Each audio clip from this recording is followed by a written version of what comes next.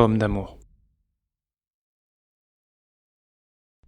Je nous revois sur le canapé couleur taupe, dans le salon de l'ancien appartement de ta mère, un midi de février.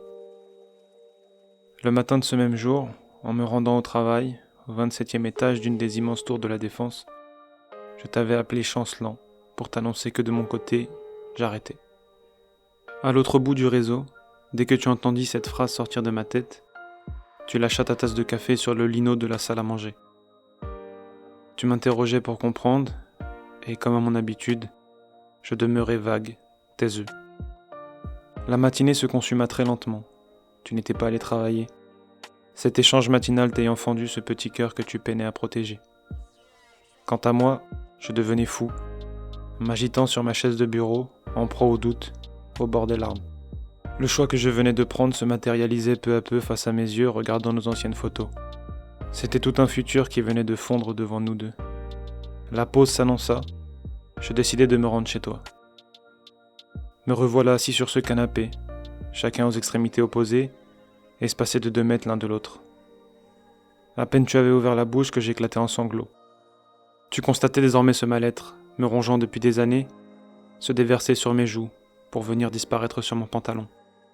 J'avais tenté de te garder auprès de moi, égoïste que je suis, en t'ordonnant de choisir entre l'homme qui t'aimait et celui qui te donna la vie, celui-là même qui était en instance de perdre la sienne.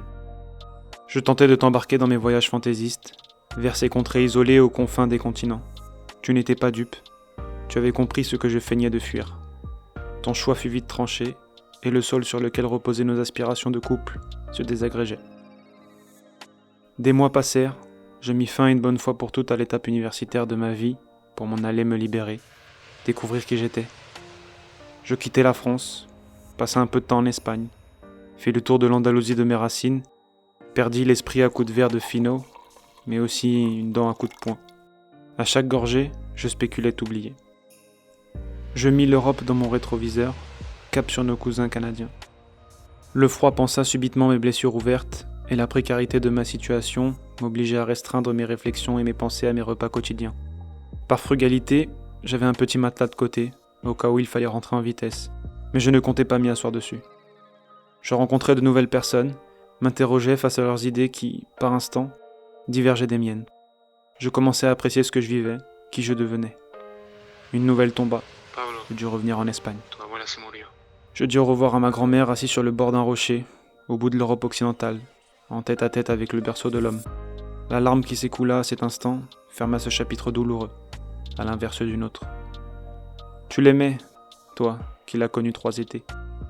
Ta présence physique aurait été nécessaire. J'ai dû me contenter de celle spirituelle que, potentiellement, tu m'envoyais. Retour sur Montréal, l'espace de quelques mois. La vie n'avait plus de saveur, le climat et les galères du taf n'aidèrent pas non plus. Après une poignée de week-ends, la tête dans le cosmos, je pris mon sac, direction Cuba, en quête de perdition. Mon épopée sur l'île prit fin un soir, le long d'une balade sur le malecón havanais. Les bribes de ma traversée insulaire apparaissaient au fil des mojitos que je m'enfilais. Je revoyais ces personnes qui me tendirent la main, celles qui s'offrirent à moi l'Européen, certaines dans l'espoir d'une vie meilleure, d'autres par simple désir charnel.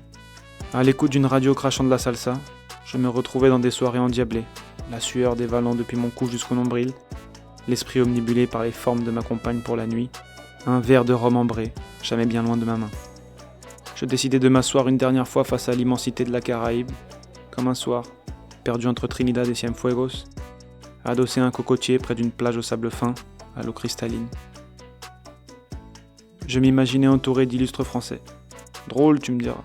Moi qui, paumé au beau milieu des Caraïbes, rêvassais d'être en lien avec ce que je rejetais le plus avant notre rupture. Un jour, lors duquel j'avais décidé d'allumer mon portable, je découvris le message laissé par ton frère 2 jours auparavant. Ton père était parti. Un poids sur tes épaules aussi par là même. Arrivé au bout de ma promenade maritime, les yeux embrumés et mon esprit vagabond apaisé, je me résolus à refaire mes valises pour l'Espagne. J'emménageais de nouveau sur Madrid, dans l'espoir de me rapprocher de toi, mais toujours avec la crainte de refranchir les Pyrénées. La vie européenne m'avait un peu manqué. Je tentais de me trouver un cercle restreint de fréquentation sur la capitale espagnole, bien que mes virées piétonnes s'avéreraient toujours solitaires. Les noms des rues et des ambassades me renvoyaient au voyage passé, lors desquels j'ai vainement tenté de noyer ton souvenir dans l'alcool, de m'en détacher en le laissant sur d'autres lèvres. Enfin, un soir d'une énième sortie alcoolisée, au détour du rond-point de Cibeles, Madrid se vida. Je me retrouvais seul au milieu du circulaire, lorgnant la statue blanche de la déesse mère phrygienne.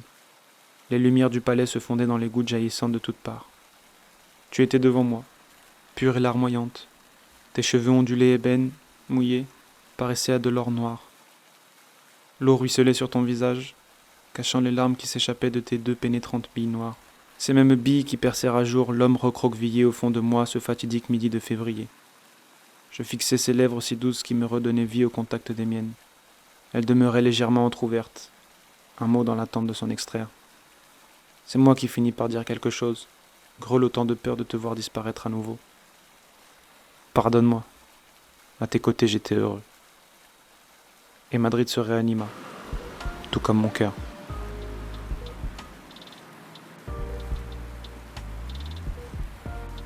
Inspiré par Elle pleut de Nekfeu et Némir.